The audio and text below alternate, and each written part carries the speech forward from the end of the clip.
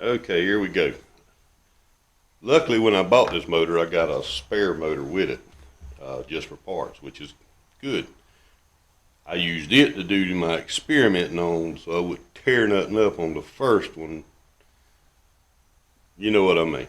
Anyway, I've got everything loose here. This is the spare motor, and I'm going to show you what it looks like when you pull it apart.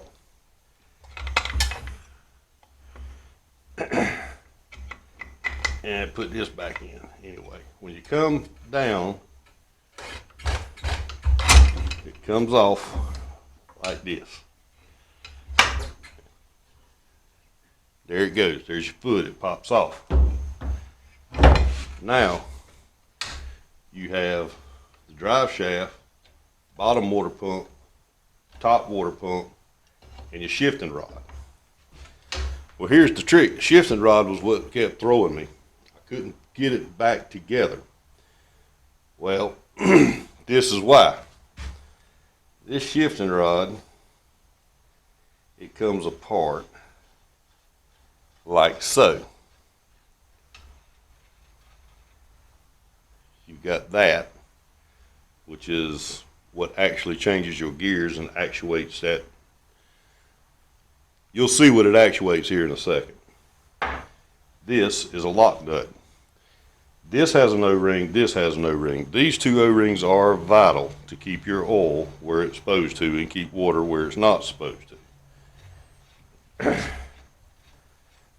So we'll get this off. Then this little plastic guide comes off, right? Now, when you pull it out, you notice the shifter.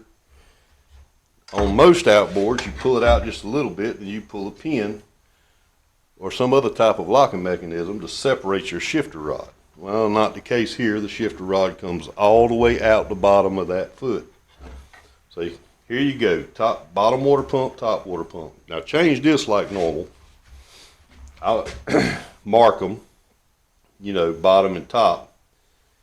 And these have a little, it's not a roll pin, it's actually a solid pin that goes through the shaft. There's two of them, one for each impeller. Get it, put your new impellers in, get it sandwiched up together. Make sure your little pins line up with your impeller, and you're good, you're golden. And by the way, I always, with water pumps on outboards, I always use Vaseline. I'll pack it, not full of it, but I'll put a good bit in there, for startup reasons. So, okay, you got this done. You try to put this back together. Your problem you're going to find is you are not going to be able to slide that back in to the foot. That's where I was hitting the roadblock, and I said, well, it came apart. I know it can go back together, so I had to investigate a little bit further. All right, I'm going to show you something here.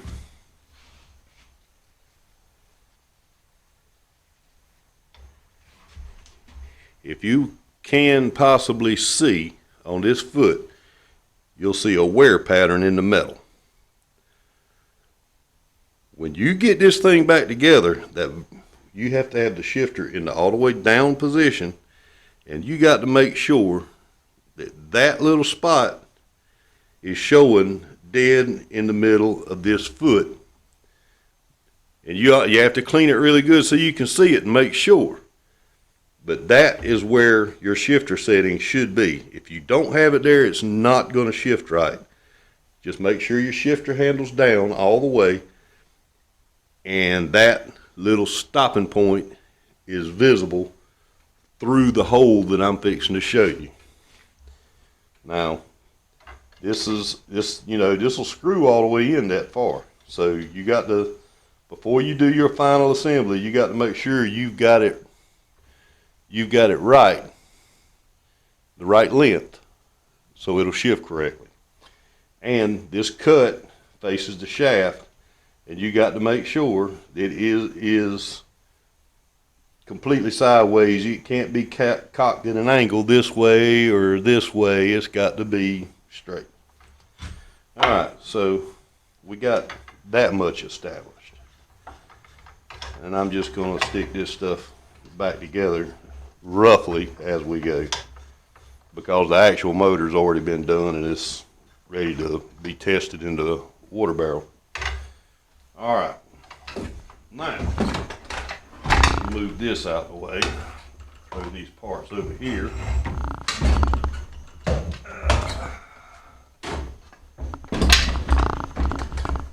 Now we get to the foot. What you're gonna have to do to get this thing back together is you're gonna have to take this propeller and drive shaft off. When you do that, be careful. This piece will come out and get lost. That's just it's a plunger. This is not very complicated. It just took me a minute to figure out the right order to get this thing back together with. I mean, we are talking about really old technology here. But that little pivot point right here, that pivot point is actually sitting on a spring. And you can see the whole thing going up and down. So, and by the way, that little bar retains that spring and retains that gear. And this thing does not have roller bearings in it. This thing is all Babbitt bearings in the motor and bronze bushings in the foot. That's what these gears rotate on. They're faced out. The other gears in here are faced out against a brass bushing. Now, you've got this out.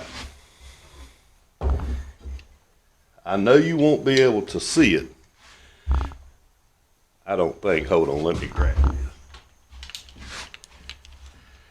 But in the very back, you'll see a hole. Once you make this thing, once you do your final assembly, that little wear mark I told you about needs to be visible dead center of that hole. And there's another little trick about it. In the very back of this housing, there is a ball bearing detent. And that detent is what latches into the grooves on the back of that little shift actuator at the bottom of your shifting rod. That detent was also on the other motor. It was hung up, it was actually just packed with a bunch of rust and stuff. So I soaked this thing in diesel fuel for a couple of days and just cleaned it spotless. I saw the detent. I said, well, I'll be dang. I knew something had to be back there. I mean, they wouldn't put those notches in the back of that shift actuator for nothing. So after soaking it and getting it spotless in there, I took a dowel rod and I tapped on it a few times, and sure enough, it broke loose. And when it broke loose, no problem. I got it all assembled. Now, when you assemble it, this gear right here, which is the top gear that engages your drive shaft. You have to really fiddle with it and get it in position and in the right relationship with the other gear in there. And then you have to make the assembly and keep your finger on that thing so it'll stay in place. You're going to have to reach up here and you're going to turn the crank a little bit until you get your shaft in the right position. And then once you get it in position, everything will fall into place. Once you get that done, it's just as simple as taking this, putting it back in there, making sure this O-ring's good, and bolting it back down. And you're done. You are absolutely done.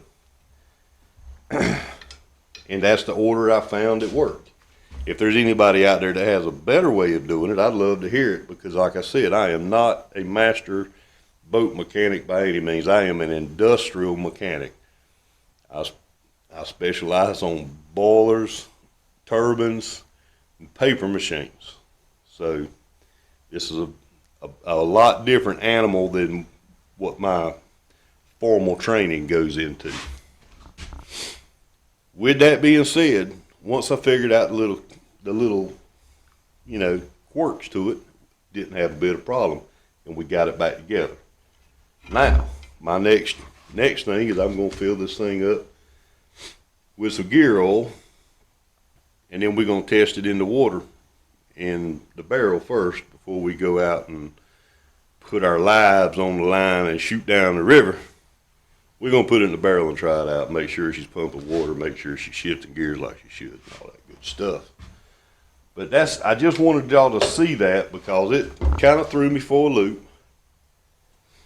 And instead of getting frustrated, I just sat back and I said, you know what, I'm going to take a day or two and I'm going to think about it. And sure enough, I'd walk out here and I'd eyeball some of the parts that I had laying up there. I said, you know, that's when I started thinking that there might be a detent back there that engaged those notches. And sure enough, when I took all this apart, it all made sense then. So here we go. That's how you do a water pump. And, you know, you assemble it in reverse. That's how you do a water pump on this motor. I say it's two water pumps. They're sandwiched. One pump feeds the other. And then it's just, it works, and it works well, and it's not really that much harder than doing a water pump on anything else. But it was a trick that I had to learn. This is old technology. The old people that knew a lot about what's going on with this, most of them are gone now. If they ain't gone, they might be gone upstairs, you know. So that's one of the things that I enjoy about working on this old stuff is, you know, you'll get to a point where you think you're whipped and you look and you look and then you figure something out and then boom, you've got a little bit of knowledge that 99% of the population don't have, especially when it comes to this particular old motor. And I think this same assembly can be applied to most of the Sears and Roebuck's motors from 1963 to, I think it was mid 70s, possibly, in this horsepower range. So there you have it. That's how I got this back together. If you're working on one, be patient, because it was interesting. And by the way, if you need a number for the water pump impellers, and you're going to need two impellers if you're building this motor, the number is 73055 on one side of the impeller, and on the bottom it's got a number 8. That's your impeller number, and I'm sure you can find that on iBoats.com or probably most anywhere else that sells impellers, because I think this same impeller probably goes across multiple models. But there you have it. Next step, we're going to drop this thing in the barrel and see what she's going to do. We will holler at you guys later. Welcome back, y'all. I guess this is going to be part 2 to my little 7.5 Elgin water pump issues.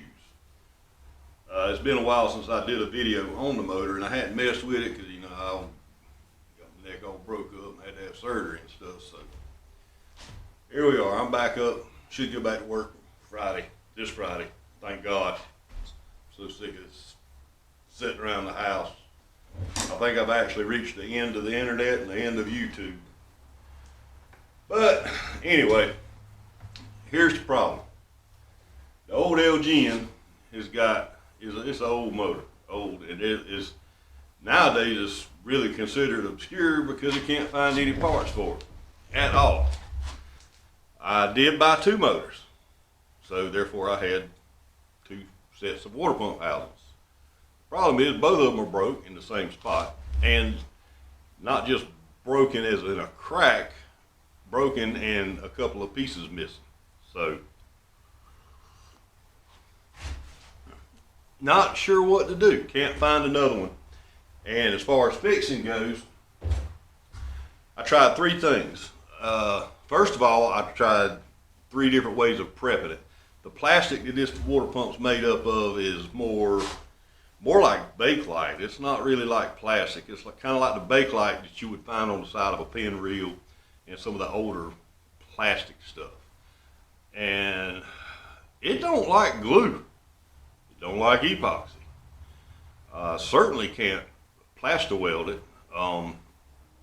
because like I said, there's pieces missing that I kind of had to put that thing together.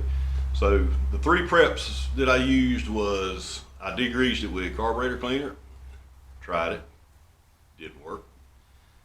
Degreased it with denatured alcohol, that after getting all the adhesive off, and I mean, cleaned it, prepped it. I mean, everything was just perfectly dry, no oil, no nothing, and son of a gun still wouldn't do it. As soon as I get it in there and it get any kind of pressure on it with the water pump spinning up, it would crack the housing, and of course you'd lose flow. And I also degreased it with boiling water. Same thing, that didn't work. I couldn't get any adhesive to hold that thing strong enough to, once that pump spins up and puts a little bit of pressure on it, it wouldn't break. And it wasn't breaking on the adhesive, it was breaking in other spots. And that goes for both of them. I took the water pump out of both motors and could not get them to work. The 2 separate adhesives that I used, one was JB Weld. That stuff stick the world in place.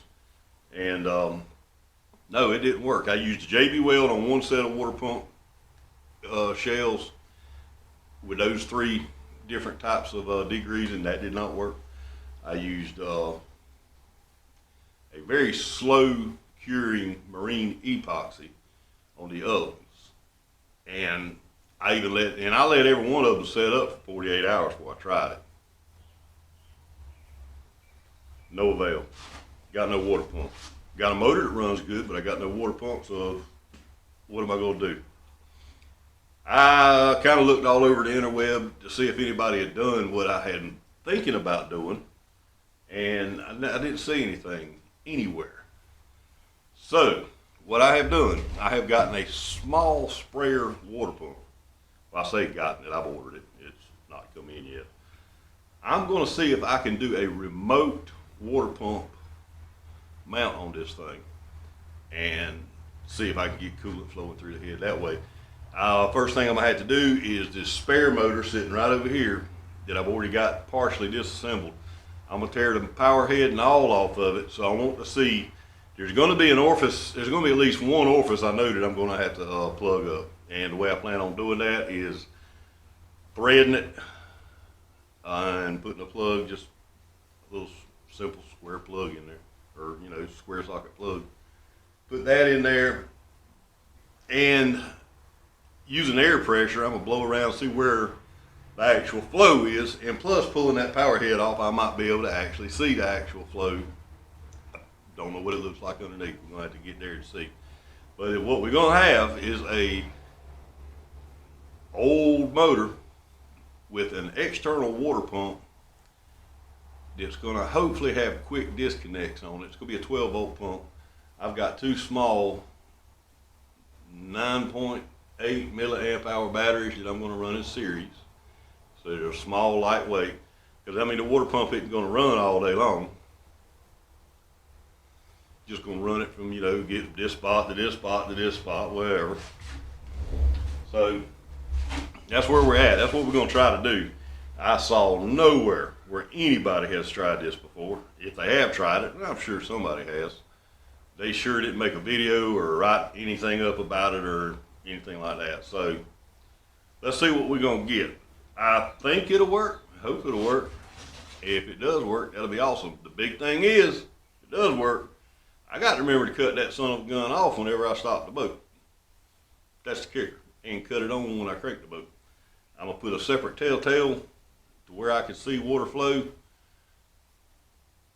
somewhere else on the water line.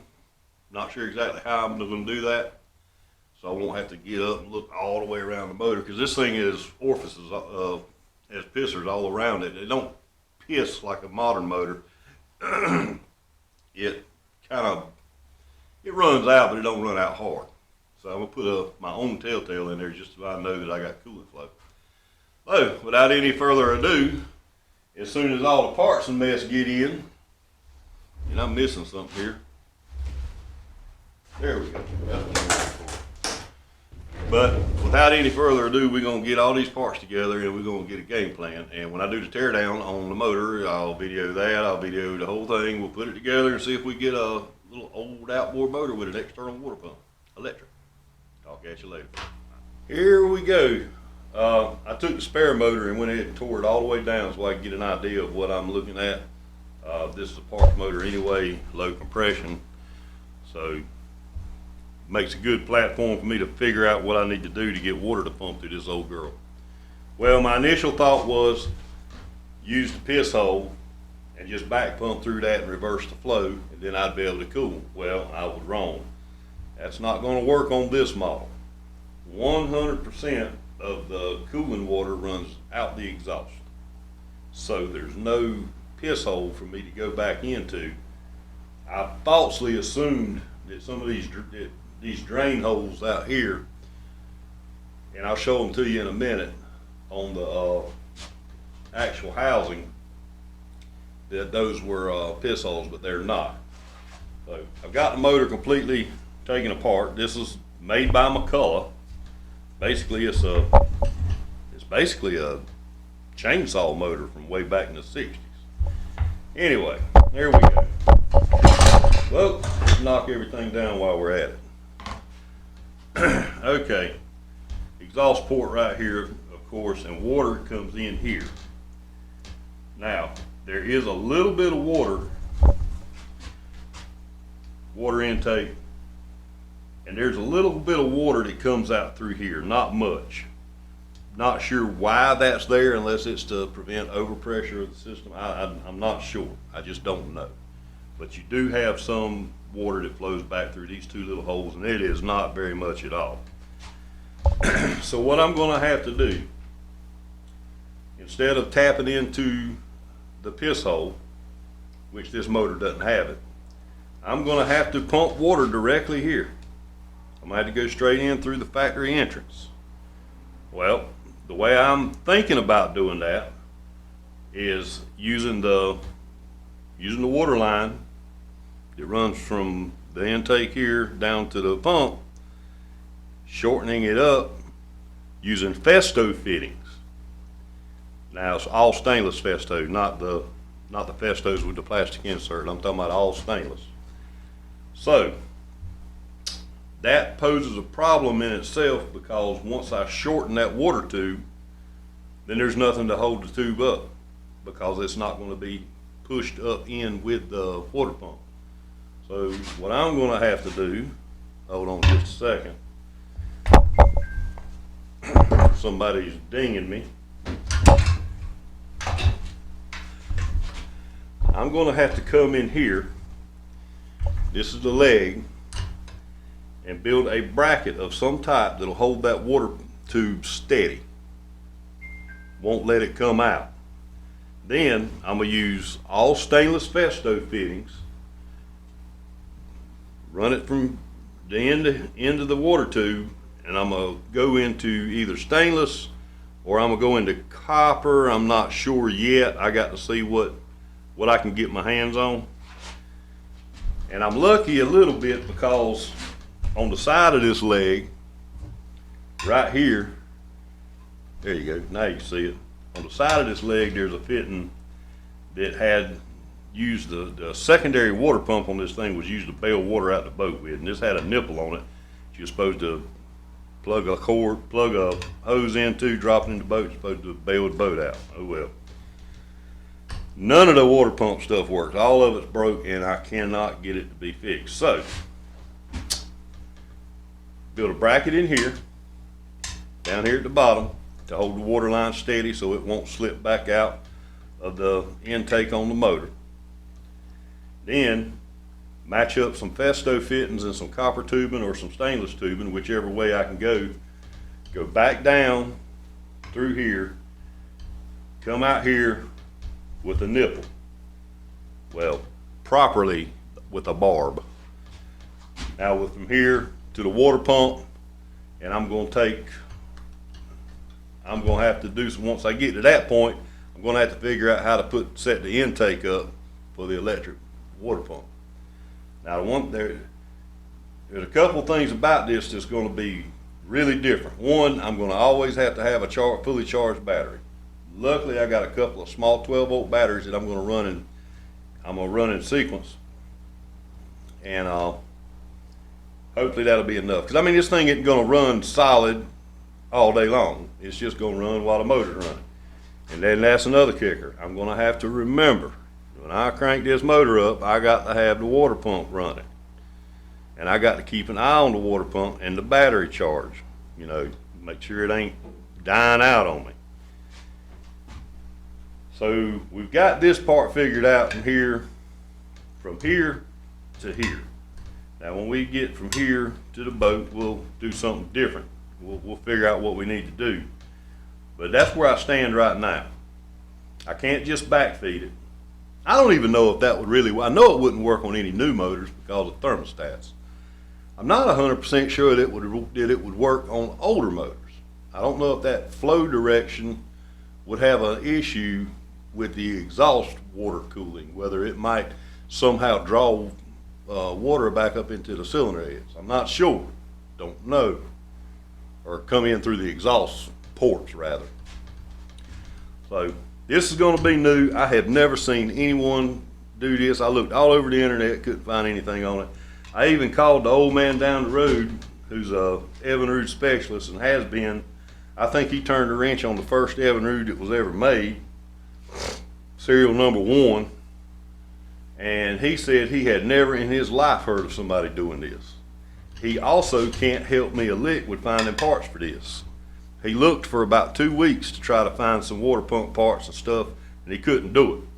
And then he looked, I carried the foot, actually the foot off of this motor with the water pump to him, and I asked him if there was any way we could do some match up, because he's way more, I'm not a professional boat mechanic, I'm an industrial mechanic. This is kind of outside of my norm.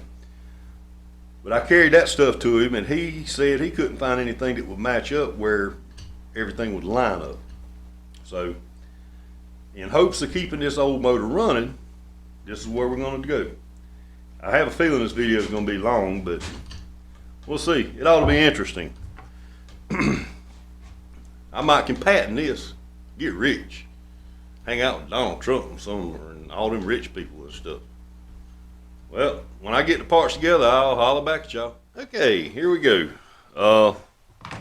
First off, this is going to be about as backwoods of engineering as you can get, because there's not room in there to put any fittings. I originally wanted to go with some Festo fittings. I couldn't get a combination that would fit and still give me clearance for the drive shaft. Went back and tried it with some brass fittings, and doggone it, I still couldn't get the clearance that I needed. So now we have gotten into doing some bastardizing, I guess you'd say. First off, this is the pickup tube. It's not going to be in the water pump anymore. So that means that it's not going to be supported up in the motor. This part here will slip out if it's not supported. So, original tube, I cut 3 inches off of it. I got some high temperature silicone tubing. This stuff's supposed to be rated up to 400 degrees. May work, may not, we don't know, we'll see. I took the tube out of the old motor, the parts motor. I filled it up with sand, pinched the ends off so it wouldn't crimp when I went to bend it, and I bent it in a vise till I got this little U, I guess you'd call it. Stainless steel. This tube, of course, is going to go on here, and it's going to come out the side of the motor right there. Well, I had to drill that out. It wasn't a big enough hole to pull that tube out. So we're going to come out of here with the tube, and when I put this barb in right here, I'm terrible with this camera trying to point, look, and explain and everything else. But anyway, when I put this barb in, with the tube, it is going to fit super snug right there. Definitely going to have to grease the crap out of it to get it in there. But what I'm going to use grease-wise, I'm going to use something water-based. I hadn't figured out what I'm going to use yet. Most likely soap.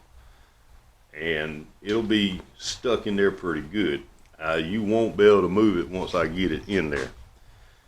And that will be the plumbing for the motor. Then we got the problem of getting the pump pickup line figured out. And then the output lines are going to be pretty simple. We're just going to plug that into here when the boat's in the water getting ready to go.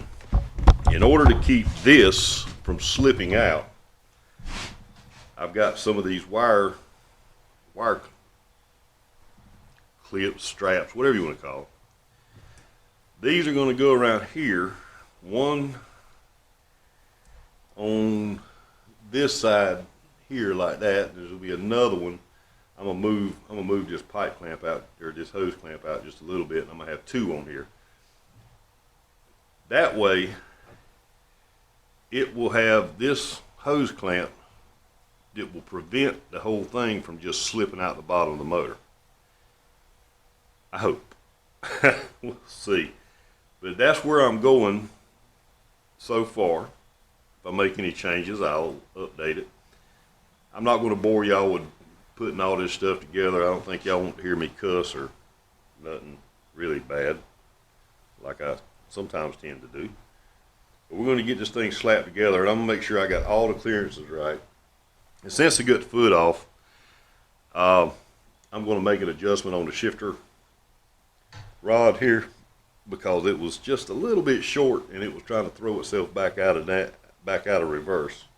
So I'm going to lengthen that just a little bit. I have adjustment to do that. And then we're going to see if this is going to work. God, it's ugly, but hey, you know, if it looks stupid and it works, it ain't stupid, I don't reckon. So let me get busy, and then we'll see how this is going to turn out. All right, here we are. Here's where we're at so far. Everything's in there tight. Pickup tube's good and tight. It don't seem to be going anywhere. And we come around, got it anchored. I still didn't get it anchored exactly where I wanted it to, but this project there's just not stuff made to do what I'm doing here. Like I said, originally I wanted it all to be nice and neat and pretty with some nice stainless steel Festo fittings and everything looking right, but there was not enough room, not enough clearance. So we had to go old Billy Jack redneck. So, well, maybe it'll work. I hope it will. We're going to find out. But, you know, if it don't work, I still ain't out a lot of money. If it does work, I got a motor for a good price, and it's an older motor, and I kind of like the old girls. So next step is to get the barb out the side of the motor on the other side, and then figure out the whole water pump mounting and all that good stuff in the water pickup for that. All right, well, I'll let y'all later. All right, we got the barb installed. Like I said, it ain't overly pretty, but who cares? It'll get me fishing. Save me a little bit of money, give me something to do when I'm bored. I don't mind working on little stuff like this anyway, figuring out stupid problems. But I think that's going to work. Next problem would be the pump installation, or however I decide to set it up. And that's it. And water pickup tube might be a problem, but we'll figure it out.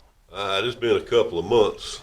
It's been several months. I had to put this project on the back burner. I had too much other stuff to do. If I sound rough right now, it's because I got a bad sinus infection, real bad this time. Bad enough to where I've been over 24 hours and I hadn't smoked a cigarette, and I normally smoke a pack and a half a day. This here has been rough. This is actually rougher than any. I had the Wu flu twice, and this is worse than the Wu flu. All right, here we go. We got all that other stuff done. We got to put this thing back together. All right, I had a feeling that it was going to be a while before I get back to this. I always write stuff down. I don't know if you can see that. Learned a long time ago from an old man. short pencil's better than a long memory. So what we got to do, we got to put all this back together. All the shifter, block, and all that stuff's got to be put back together. Then you can take this foot off without disassembling the foot. You cannot, however, put the foot back on without disassembling the foot. This has got to come out, and then your shifter, wedge, actuator, whatever you want to call it, it's got to go in. And see, it's flat. On this model, it's flat. They did make the last year they made these, they had a real sharp taper on it and a pocket down here, and it was able to go in without disassembling the foot. But you know, guess what? I ain't got that one. So I'm gonna put this stuff here back together where it needs to be. I'm not gonna bore you with all that, but then I'm gonna show you one more thing I'm gonna do to this foot, rather than put oil in it. But we'll get to that. Let's get this thing ready to go back together, and then I'll be back. All right, broke it loose in the vise. Now I can just take them off normal. One.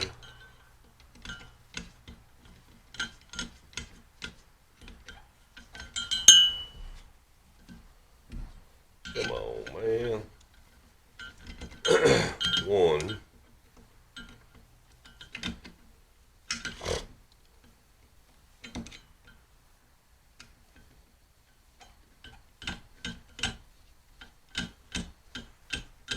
Two. And three.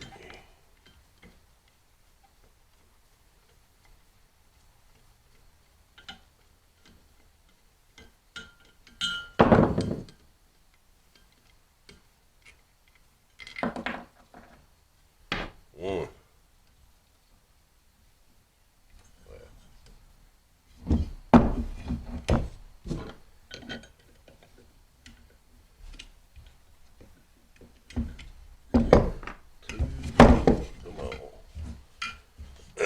I feel like, boy, I feel good. Got to stay up tonight too. Go back on night shift tomorrow night. Okay, got them three out. Yeah, there you go. It might help if I put it over here where you can actually see the darn thing. Now, got to kind of coax it a little bit. There we go.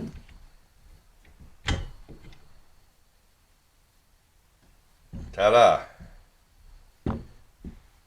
Now, there's more parts in here.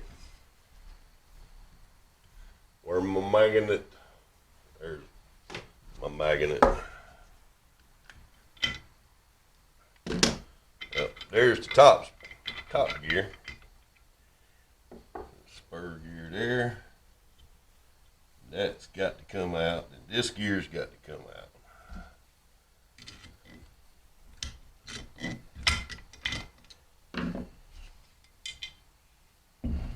That little rod, do not lose that.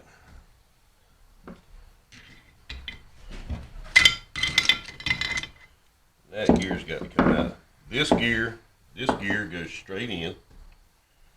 This gear goes on the top. This pin goes straight in. Now,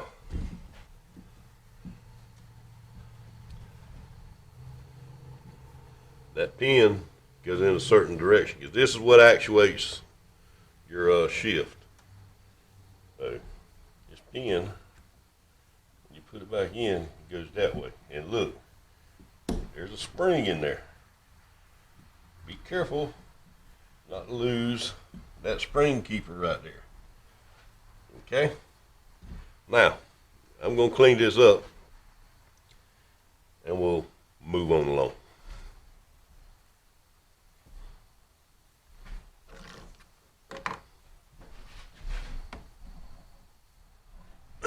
Alright, as you can see in there are no roller bearings. Everything in here is bronze or brass bushings, and even the seats and the bearings that these gears ride on right over here Those are on bronze or brass bushings, leaning toward brass, both of them. So what we got to do is we got to stick this foot on here first and then bolt it down. Once we do that, then we can reassemble this. Not that hard, but let's get it bolted on first, which is just simple. It's just 2 bolts, bolt there, goes into here and here.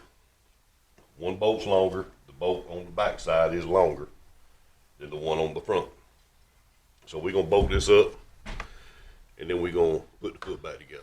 Alright, I forgot to mention, when you put the foot on, don't tighten it all the way up.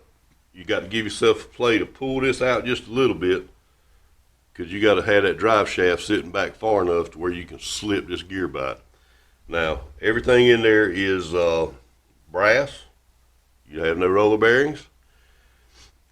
I looked everywhere with the other foot that I tore apart. I looked everywhere for an O-ring to fix this seal, but it looked like someone done it before me because it was full of grease. So, as with any gearbox that I have a problem with leaking oil that I just either don't want to fix or can't find the parts, or it's just going to be too expensive to get the parts, then I can justify. I use this in my my little 2-horse outboard too, because it works great. It's thin enough to turn into an oil when it's agitated, but thick enough that as soon as the agitation stops and it cools just a hair, it goes back solid. What I'm talking about is, I don't know if you can see that, that's John Deere cornhead grease. It works great in something like this. See, I could make a gasket to go here, but the problem with that is I'm gonna be putting it together, taking it apart, putting it together, taking it apart. Because as soon as I change the depth that goes with a gasket, then I have got to adjust my shifter to hit right. If I don't, you'll just be in between gears. You'll have to recalibrate. Everything that I wrote down when I took it apart will mean nothing if I do that. So it's easier to do it, and it works. So here we go. John Deere cornhead grease instead of gear oil. Put some of that in there. That gear goes in first.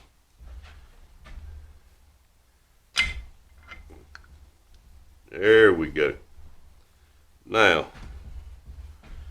the next gear goes right here. And this is the gear on the drive shaft. This one looks like it might be just a hair aggravating, but I think we can get her in there.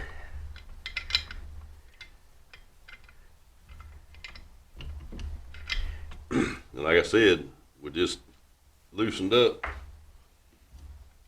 not tight, but loose to give me enough play.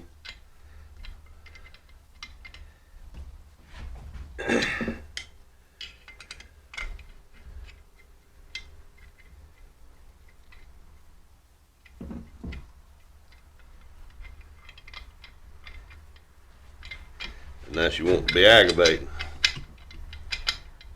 Kind of hot tonight, which is good. Maybe cough some of this crap up out of my chest. My sinus infections always aren't, there ain't no in between. They're either just a slight inconvenience or they go straight to my chest every time.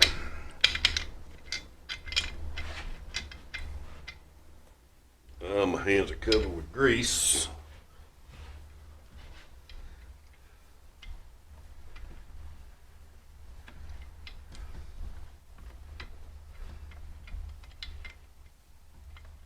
And I'm getting my butt whipped here. Fat fingered little hole, and I can't see. Come on now.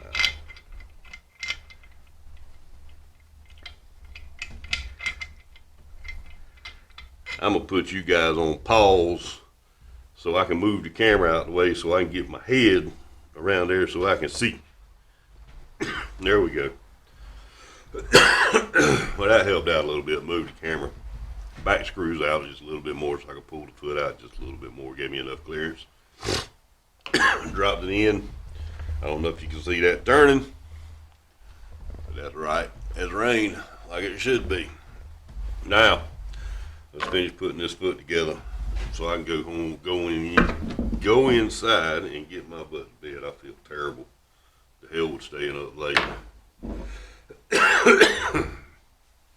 I just have to suffer tomorrow night.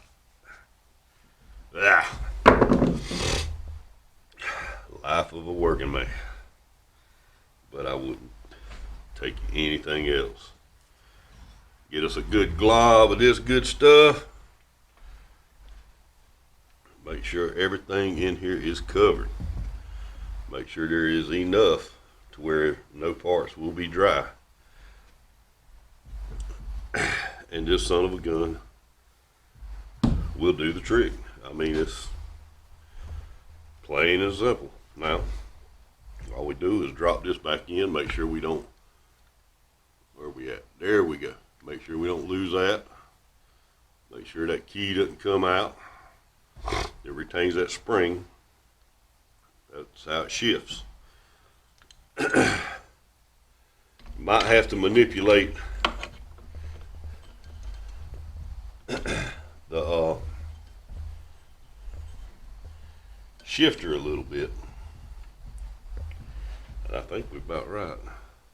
Once we get it tightened down, we can check the shifter. Make sure it's pinned like it should be, where it'll have neutral, forward, and reverse. It's a pretty simple system. Just a little bit of a pain in the ass to work on. Probably back in the day, of course this motor was made before I was made.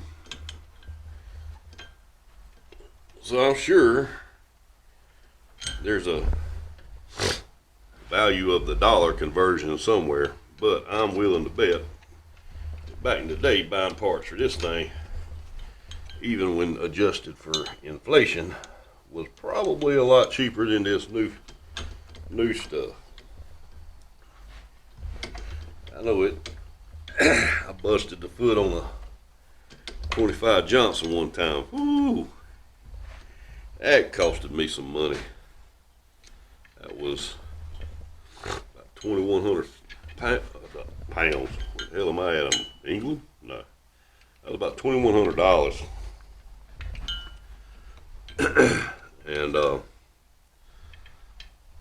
And that was for a used one. It would fit that particular one.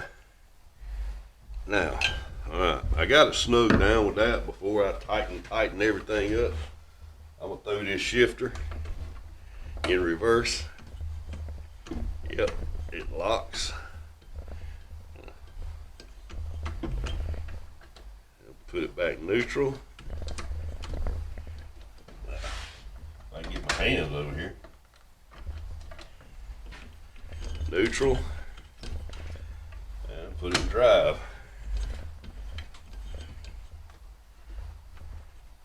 There we go. It catches. Simple. Works. Now, let's torque this bad boy down. Since these are slot head screws, I want the biggest possible screwdriver I can get. You don't get much bigger than old Craftsman pry bar screwdriver, what we call them. I'm gonna put a, yeah, let me back that up. Y'all can't see what in the hell I'm doing. Put the big Craftsman screwdriver on it and put a adjustable wrench on that square shaft. I am not tightening this thing down to head bolt standards, but I am gonna torque it a little bit. I don't want this coming apart when I'm going down through the water.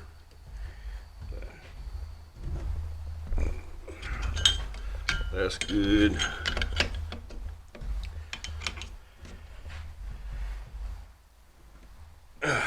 That's good. Alright. Our motor is together. We got our coolant line here. I put a new fuel line fitting on it because I'm just going to use a hose clamp, keep the fuel line with the motor so it don't get tossed in with the other motors. Yep, she catches good. Now, I'm curious to see how this is going to work. Now that this is done, I can move this out to the garage, get it off my bench, and then I can start figuring out ways to mount the pump and get it running. And I got an idea. I'm going to think about it for a little while, and then I'm going to get back with y'all. Y'all enjoy yourselves. I'm going to bed. I literally bought the cheapest action camera I could find on eBay. Nah, that ain't sketchy a bit. 26 bucks shipped to the house. And that's how it came. I ain't paying $400 for no GoPro. I ain't rolling like that. I'll spend that $400 on other stuff. Well, we're going to put it to the test. We're going to try it out. And we're going to see if this motor is going to cycle water. Alright, we're going to see what she's going to do. This is pretty much my setup. Just to see. I'm not going to fabricate anything unless I know it's going to work. Battery, pump, tubing, running inside, fuel. Right now, it's kind of hot outside, so that's about the right temperature. I think it's about 95 degrees right now, and it's been sitting in the sun, so yeah, okay, that's about the right temperature for right now. And cylinder heads. Now we're gonna see if she runs. Yeah, we PTing right nicely. That works. Alright, well looky there. She is pissing like she's supposed to be. Let's see what kind of temperatures we're looking at on the block. 152 cylinder head. 144, 143. Hell, she might even be overcooling. Alright, we got that part fixed and figured out. Now we got to figure out how to mount all this stuff.